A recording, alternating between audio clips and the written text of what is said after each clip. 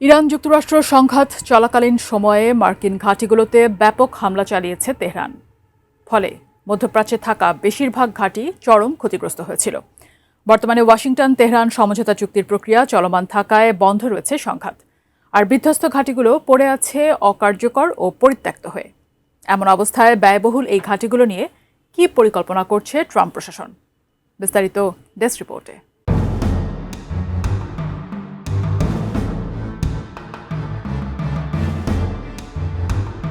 মধ্যপ্রাচ্যে সামরিক উপস্থিতি নিয়ে নতুন করে ভাবতে শুরু করেছে ওয়াশিংটন। ইরান যুক্তরাষ্ট্র সংঘাত বন্ধ থাকায় বিধ্বস্ত মার্কিন ঘাঁটিগুলো আপাতত পরিত্যক্ত অবস্থায় রয়েছে। বর্তমানে ব্যয়বহুল এই বিশাল স্থাপনাগুলো নিয়ে বিপাকে পড়েছে ট্রাম্প প্রশাসন। এমন অবস্থায় অকার্যকর এই ঘাঁটিগুলো অন্যত্র সরিয়ে নেওয়ার পরিকল্পনা করছে যুক্তরাষ্ট্র। মার্কিন সংবাদ মাধ্যম ওয়াল স্ট্রিট জার্নালের প্রতিবেদনে বলা হয়েছে, মধ্যপ্রাচ্য জুড়ে অন্তত ২০টি মার্কিন স্থাপনা হামলার মুখে পড়েছিল, যার মধ্যে সামরিক ও কূটনৈতিক স্থাপনাও রয়েছে। বর্তমানে মধ্যপ্রাচ্যে যুক্তরাষ্ট্রের দীর্ঘদিনের সামরিক বিন্যাস পুনর্মূল্যায়ন শুরু করতে যাচ্ছে ট্রাম্প প্রশাসন।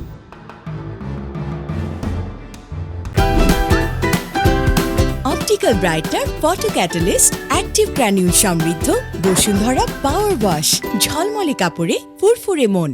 সংঘাত চলাকালীন সময় বাহরাইনে অবস্থিত যুক্তরাষ্ট্রের একমাত্র নৌঘাঁটি ব্যাপকভাবে ক্ষতিগ্রস্ত হয়েছিল। ওই প্রতিবেদনে বলা হয়েছে, বাহরাইনের ঘাঁটির কাঠামো নতুনভাবে সাজানোর পরিকল্পনা করছে যুক্তরাষ্ট্র। পাশাপাশি কুয়েত ও সৌদি আরবে মার্কিন উপস্থিতি কমানো এবং কিছু ঘাঁটির কার্যক্রম আরও পশ্চিমে সরিয়ে নেওয়ার বিষয়েও আলোচনা হচ্ছে, যাতে সেগুলো ইরানের ক্ষেপণাস্ত্র ও ড্রোনের নাগালের বাইরে থাকে।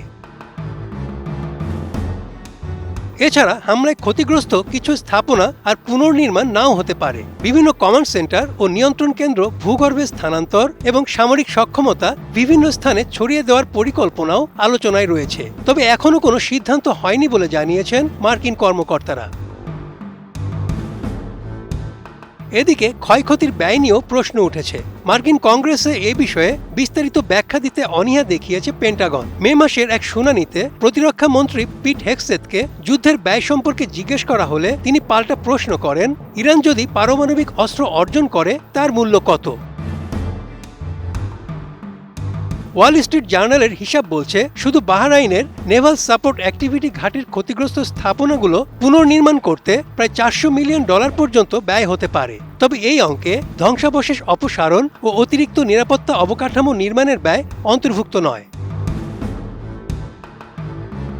বিশেষজ্ঞদের মতে, প্রকৃত ক্ষয়ক্ষতির হিসাব শুধু ভবন নির্মাণ ব্যয়ের মধ্যে সীমাবদ্ধ নয়। স্থাপনাগুলোর ভেতরে থাকা প্রযুক্তি ও সরঞ্জামের মূল্য অনেক ক্ষেত্রেই ভবনের চেয়ে বেশি হতে পারে। চলমান যুদ্ধবিরতিকে উপসাগরীয় দেশগুলো স্বাগত জানালেও ইরানের দীর্ঘমেয়াদী হুমকি এবং যুক্তরাষ্ট্রের নিরাপত্তা প্রতিশ্রুতির স্থায়িত্ব নিয়ে উদ্বেগ এখনও কাটেনি। এর আগেও উপসাগরীয় অঞ্চলে ঘাঁটিগুলোর নিরাপত্তা নিয়ে সতর্কতা ছিল। তখনও ট্রাম্প প্রশাসনের প্রথম মেয়াদে ঘাঁটিগুলো আরও পশ্চিমে সরিয়ে নেওয়ার প্রস্তাব উঠেছিল, কিন্তু সেটি বাস্তবায়িত হয়নি। Desk report, ATN news.